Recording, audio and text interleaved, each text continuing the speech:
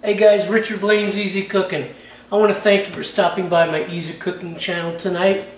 You know, for the last 5-6 months, I've been in request mode. People have been throwing all kinds of requests at me because they see that I enjoy Asian food, and most of the requests I get are for Asian food. And last week I opened up my email and I found a request from somebody, and he said, hey, I was about making some Jewish food. And I was like,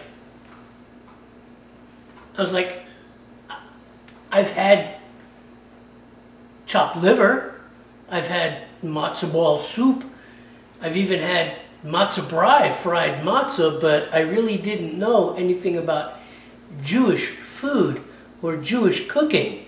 So I gave it a little thought, and I answered, and I said, okay, I'll do a little research and I'll come up with something to make. So I sat around at work thinking and doing a little research, and I came up with a dish called kasha, or kasha varnishkes. Okay, in Russian it's called kupreshkaya or kupresheskaya. My accent is not that good. Kupreshkeskaya. Okay. Anyway, kasha is buckwheat groats, the same kind of buckwheat that they use in Japan or Korea to make soba noodles, except in the Jewish community it's used to make something called kasha, which is buckwheat groats mixed with bow tie pasta, either egg bow tie pasta or Italian farfalle bow tie pasta, to make a Eastern European, a cultural Jewish comfort food, kasha. And that's what I'm going to make for you tonight, okay? So tonight I'm going to make the Russian version of kasha, kupreshkaya or kuprecheskaya. I'm not Russian, so bear with me, okay? But I'm going to make this version of kasha for you, okay? Buckwheat groats, sauteed onions, garlic, mushrooms, some scrambled eggs, salt and pepper. It's a very simple food.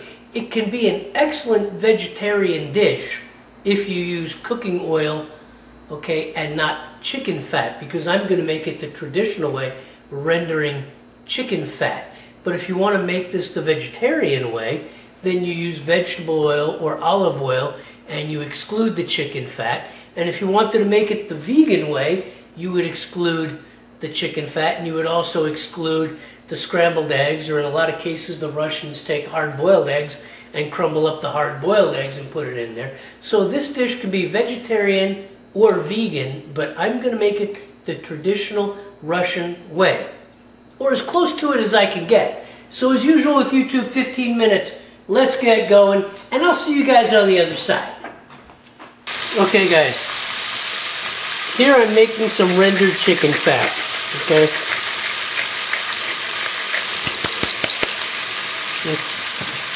This is chicken skin. I've taken it off a couple of chicken breasts.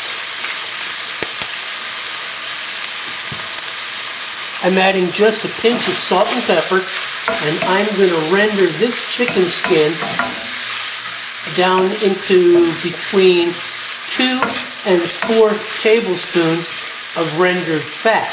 Now you notice I've cut the skin into small pieces, okay? Because once this chicken skin and chicken fat have rendered, these small pieces will become something called gribenes, which is a classic Yiddish Jewish snack food. It's the equivalent of bacon to the Jewish community, at least to the Orthodox Jewish community. And actually I've had this before, and it is delicious. To equate it another way, gribenes is to Jews what chicharrones is to Mexicans. Okay, so I'm going to render this down to about 2 to 4 tablespoons, and then I'm going to separate the fat from the gribenes and use the fat to prepare the kasha in the traditional way. And guess what? I'm going to add the gribenes back into the kasha. So, okay, so now we're going to saute some onions. And we're going to add some garlic to it. Okay. Little touch of salt. Little touch of pepper. Okay. I want this to reduce down, and we're going to set this aside as well. And to it, we're going to add some mushrooms. I'm using crimini, about 10 ounces. About 10 ounces. Okay. Mushrooms soak up the oil pretty quick. So in this case, I add just a touch of water.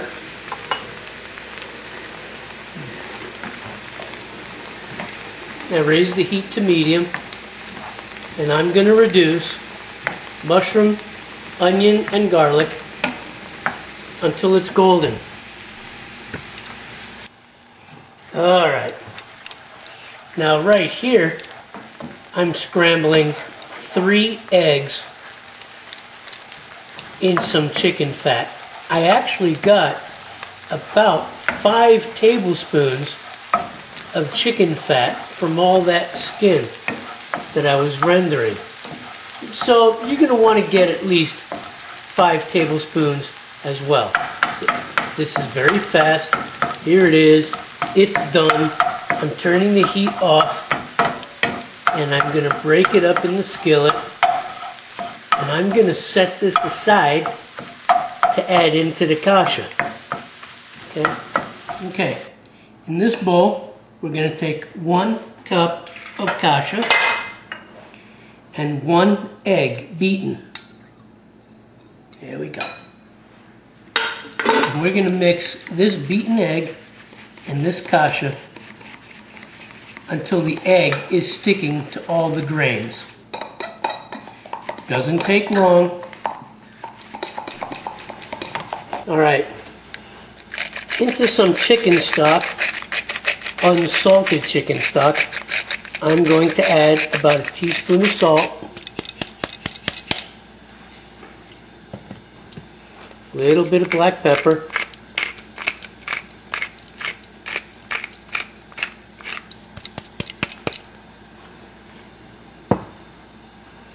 and about 2 tablespoons of rendered chicken fat.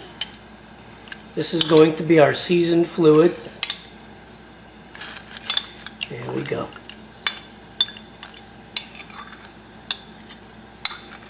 And I'm going to let this come to a boil.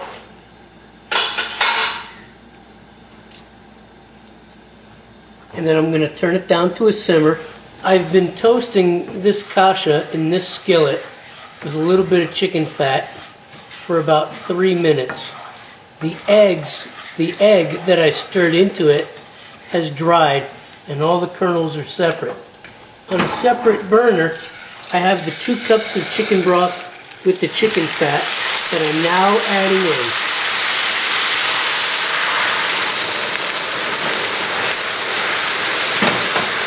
And I'm going to reduce that to a simmer. There we go. Beautiful.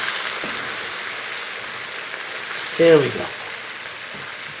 So now I'm going to reduce this kasha to a simmer, and I'm going to cook it for between 6 and 10 minutes. Get it nice and plump. Okay? Get it nice and plump. Okay. Add a little bit of pepper.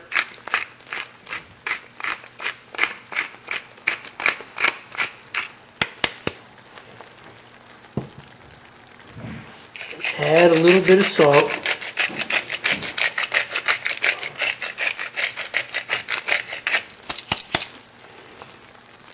And I'm going to let this simmer for about 8 to 10.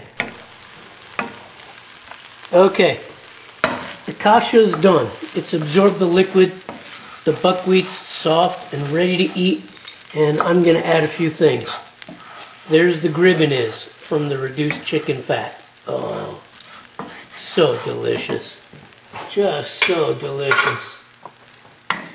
Here's the scrambled eggs. 3 medium scrambled eggs. Okay. I'm going to mix that in here. As I said, sometimes the Russian Jews, like scrambled eggs in the kuprecheskaya. Forgive my accent, please forgive my accent. Okay? And sometimes they like ground hard-boiled eggs in this recipe. But me personally, I prefer the flavor and the texture of scrambled eggs. And then into this, caramelized onions, mushroom, and garlic. All right. All right. Move that around. Get that in there. As you can see, this dish has many levels of flavor. Oh yeah. All right. Get this mixed in. There we go. With the chicken fat, and the salt, pepper. Now mixing in all the flavor layers. There we go. Beautiful. Beautiful. This is better than rice. All right. So now that I've got it all mixed in and leveled out, I'm going to turn the heat down to low. In fact, I'm going to turn it off, and I'm going to let this sit for about 5 to 10 minutes for the flavors to marry, and then I'm going to plate up. All right.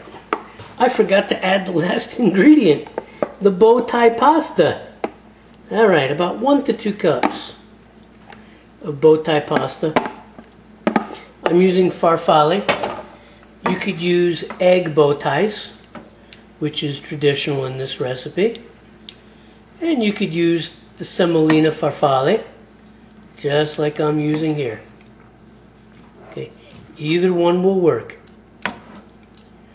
I'm going to mix this pasta in. Jeez, I almost forgot this. I can't believe that I almost forgot this. Okay, I'm going to mix this farfalle in, and then I'm going to plate up. Oh God, this looks so good. I need to cook Jewish food more often. Look at this. All right, I'll be back in a bit.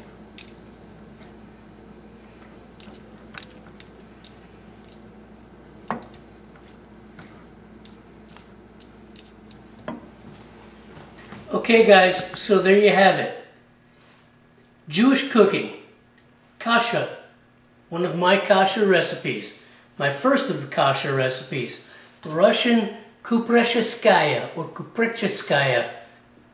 Don't hold the accent against me, okay? Buckwheat groats, scrambled eggs, sauteed onions, mushrooms, garlic, okay? Chicken fat, the traditional way, okay? Served by itself as a side dish or as a main dish. It's going to be my dinner tonight. I hope you enjoyed this. Make this dish, make it your own. You can add all kinds of stuff to it. You could add meat to this, chicken, pork, beef. You could add whatever you want to this. If you want to make it in its traditional vegetarian method, then make it in the traditional vegetarian method. But the dish itself is very versatile. So make this dish, make kasha, and I hope you enjoy it. And I want to thank you for stopping by, and I'll see you on the next video. Take care.